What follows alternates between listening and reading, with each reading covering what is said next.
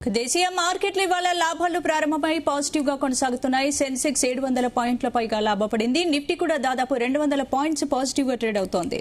ఇక బంగారం విషయానికి వస్తే ఇవాళ అది 400 తగ్గింది. దీంతో ప్రస్తుతం 1.44 లక్షలకు 24 క్యారెట్ల తులం బంగారం చేరింది. ఇక వెండి విషయానికి వస్తే 300 తగ్గింది.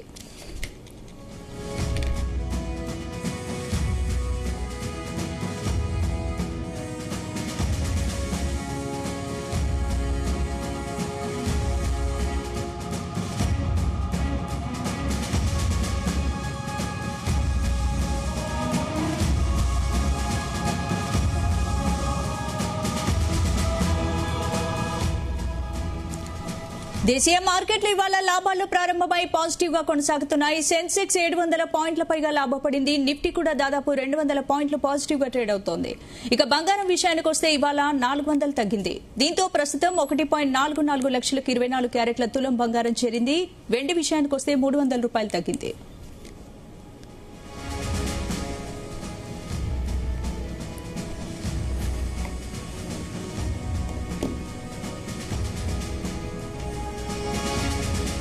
రైట్, ఇదే అంశానికి సంబంధించి మనతో మాట్లాడడానికి స్టాక్ మార్కెట్ అనలిస్ట్ జీవి సత్యనారాయణ గారు ఫోన్ లైన్ లో సిద్ధంగా ఉన్నారు. Good morning sir.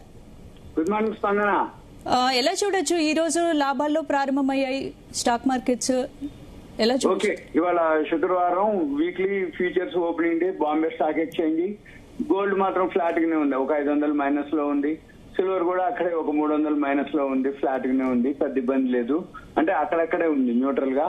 ఇక మన క్రూడ్ ఆయిల్ మాత్రం కూడా అది కూడా అక్కడక్కడే ఉంది, $76.72 ఉంది. అది కూడా ఏం లేదు, న్యూట్రల్ గానే ఉంది, అంటే 0.5% పెరిగింది. ఇక తర్వాత మనం అక్కడ ఏం జరిగిందో చూద్దాం. ఈ దాడులు మళ్ళీ తీవ్రం అయినాయి. ఏది ఇరాన్ దాడులు అనుకోండి, ఇరాన్ లోని అణు విద్యుత్ కేంద్రం పైన మళ్ళీ వాళ్ళు అమెరికా వాళ్ళు దాడులు చేయటం, వాళ్ళు 90 లక్షల పైన అమెరికా వాళ్ళు దాడులు చేయటం. అయితే దాంట్లో మనకి కీలకమైన చాబహార్ పోర్టు పైన కూడా వాళ్ళు మన భారతదేశాన్ని దాని మీద కూడా దాడి జరగడం జరిగింది. అయితే మళ్ళీ వీళ్ళు ఇరాన్ వాళ్ళు ప్రతిగా బహ్రెయిన్, కువైట్, జోర్దాన్, ఖతార్ మళ్ళీ వాటి మీద ఇరాన్ క్షిపణులు, డ్రోన్లతో దాడి చేయడం జరిగింది. ఇప్పుడు అక్కడ అలానే ఉంది, కానీ మన మార్కెట్ మాత్రం పాజిటివ్ లోకి రావడం జరిగింది. ఇక ఇప్పుడు మాత్రం 254 పాయింట్లు నిఫ్టీ పెరగడం జరిగింది. బిఎస్సి సెన్సెక్స్ 812 పాయింట్లు ప్లస్ లో ఉంది.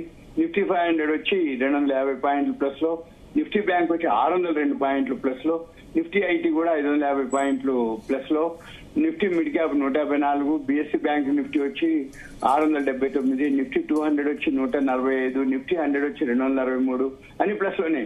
Nifty small cap 108 plus, BSc 500 వచ్చి 395, బిఎస్సి 100 వచ్చి 268 పాయింట్లు ప్లస్ లో ఉన్నాయి.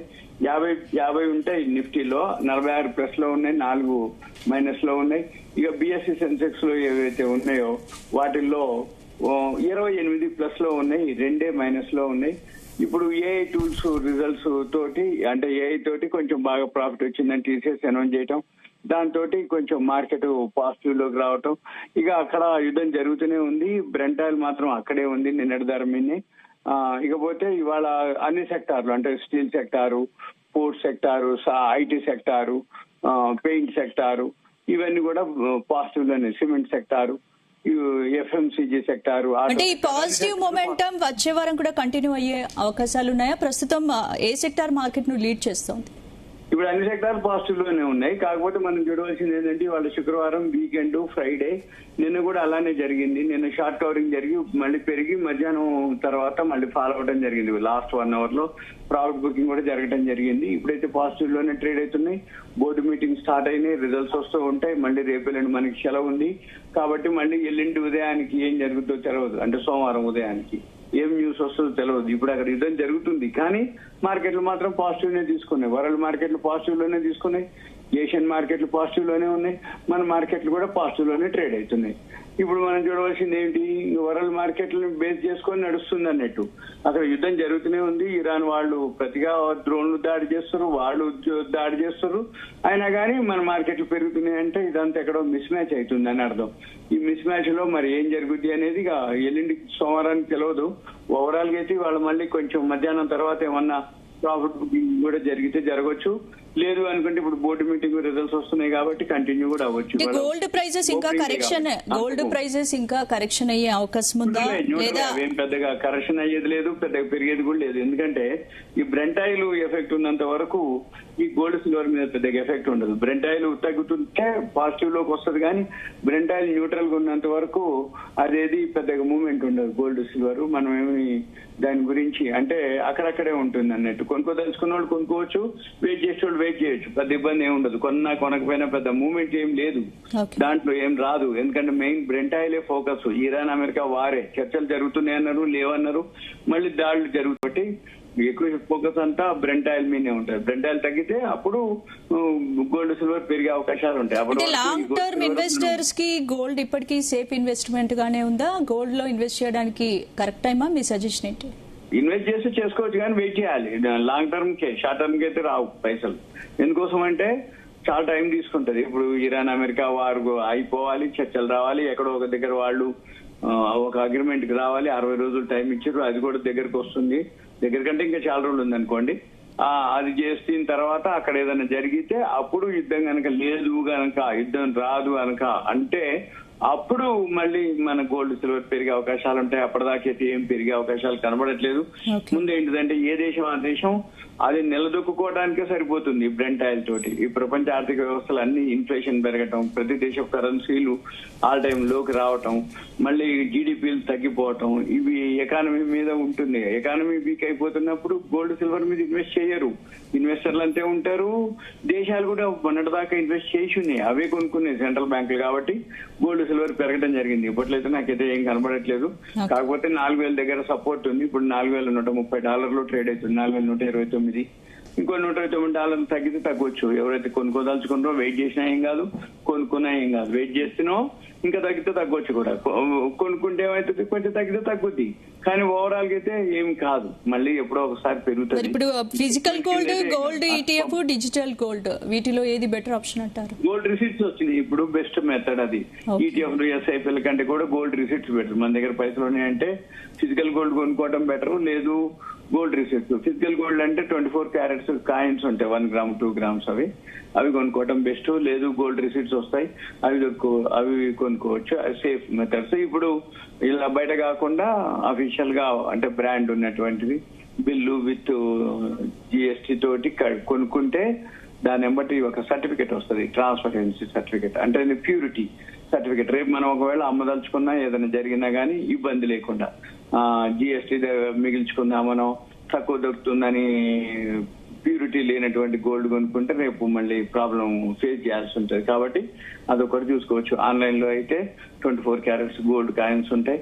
అవి తీసుకోవచ్చు, 1 గ్రామ్ 2 గ్రామ్స్. లేదు అనుకుంటే మన ఇక్కడ ఎంసెక్స్ లో డిమాట్ అకౌంట్ లో గోల్డ్ రిసిప్ట్స్ ఉంటాయి. అయితే అందరి బ్రోకర్ల దగ్గర లేవు అది. ఆ గోల్డ్ కనుక్కోవాలి వాళ్ళు, అంటే ఎవరైతే ట్రేడింగ్ చేద్దాం అనుకుంటారో గోల్డ్ రిసిప్ట్స్ లో వాళ్ళని అడగాలి, వాళ్ళ బ్రోకర్ ని, మన దగ్గర గోల్డ్ రిసిప్ట్స్ ఉందా లేదా ఆప్షన్ అని. ఉంది అంటే ఏం లేదు, లేదు అంటే ఎప్పుడు వస్తుందో అడిగి అప్పుడు ట్రేడింగ్ చేసుకోవటం ఉత్తమం. ఇప్పుడు ఈ global factors, dollar interest rates వల్ల గోల్డ్ పై ఎంతవరకు ఇంపాక్ట్ ఉండొచ్చు అంటారు? ఇదే ఇక అన్ని ఉంటుంది. ఇప్పుడు ఒకటి కాదు ఎఫెక్ట్, గోల్డ్ డాలర్ ఎఫెక్ట్ ఉంటది, తర్వాత వరల్డ్ మార్కెట్ లో ఎఫెక్ట్ ఉంటది. ఇవన్నిటితోటే ఆ గోల్డ్ సిల్వర్ ఇప్పుడు ఎవరు పట్టించుకోరు అసలు గోల్డ్ సిల్వర్ ని. అది న్యూట్రల్ గా ఉంటది. మనం ఏం చెప్పినా, ఎన్ని చెప్పినా, ఎంత చెప్పినా దేశాలే కొనట్లేదు. దేశాలు కొనకపోతే జనాలు కొనరు. జనాలు కొనేది చాలా తక్కువ ఉంటది. కాబట్టి దాని గురించి మనం పెద్ద అనక్కర్లేదు. ఎందుకంటే ఒక 2 రోజులు 3 రోజులు పెరుగుతుంది, 2-3 రోజులు తగ్గుతుంది. ఓవరాల్ గా అక్కడే ఉంటుంటది. 4000 లోపు అయితే మాత్రం సపోర్ట్ ఉంది, 4129 ఉంది. మనం ఎన్నిసార్లు చెప్పినా ఏం చెప్పినా గోల్డ్ విషయంలో ఏమీ ఉండదు, ఉండదు. లాంగ్ టర్మ్ కే ఇన్వెస్ట్ చేయాలి, లేకపోతే ఉపయోగం లేదు. ఎందుకు అంటే ఈ ముందు బ్రెంట్ ఆయిల్ బయటపడాలి. మనము ఈ బ్రెంట్ ఆయిల్ బయటపడితే తప్ప దేశాలు అంటే ఆ యుద్ధం, ఇరాన్ అమెరికా వార్ ఆగిపోవాలి, చర్చలు జరగాలి, అక్కడ లేదు అని కన్ఫామ్ కావాలి మార్కెట్ కి, అప్పుడు గోల్డ్ సిల్వర్ పెరుగుతుంది. అది ఎప్పుడు జరుగుతుందో ఏమో తెలియదు. ఇప్పటికి 1 ఇయర్ అబోవ్ అయిపోయింది. 1 ఇయర్ 8 months నుంచి ట్రంప్ వచ్చిన దగ్గర నుంచి మార్కెట్లు అన్ని కూడా ప్రపంచ వ్యాప్తంగా, ప్రపంచ దేశాలన్నీ కూడా ఏదో ఒక ఇష్యూ తోటి, సుంకాలు, టారిఫ్లని 1 సంవత్సరం పైన నడిచింది. మళ్ళీ ఇప్పుడు ఫిబ్రవరి 28 నుంచి ఇరాన్ మీద వార్ నడుస్తుంది. మళ్ళీ ఇప్పుడు నిన్న ఏమన్నాడు, తుర్కీలో అన్నాడు, మళ్ళీ ఏమంటుండు, చర్చలు జరుగుతాయి కానీ నేను మాట్లాడను. అమెరికా వాళ్ళ ప్రతినిధులు ఉంటారు అన్నట్టు, ట్రంప్ వాళ్ళ ప్రతినిధులు, మేము వాళ్ళు మాట్లాడతారని చెప్పారు. మళ్ళీ నిన్న ఇరాన్ మీద దాడులు, ఇరాన్ వాళ్ళు మళ్ళీ ప్రతి దాడులు, ఇవన్నీ జరుగుతున్నాయి. మార్కెట్ మరి పట్టించుకోవట్లేదు ఇప్పటిదాకా, ఇప్పుడు పట్టించుకోవట్లేదు అన్నట్టు. మరి మార్కెట్ పెరిగింది, మార్కెట్ పని మార్కెట్ చేస్తూ పోతుందంటే ఆ బ్రెంట్ ఆయిల్ ఇష్యూని పట్టించుకోవట్లేదు.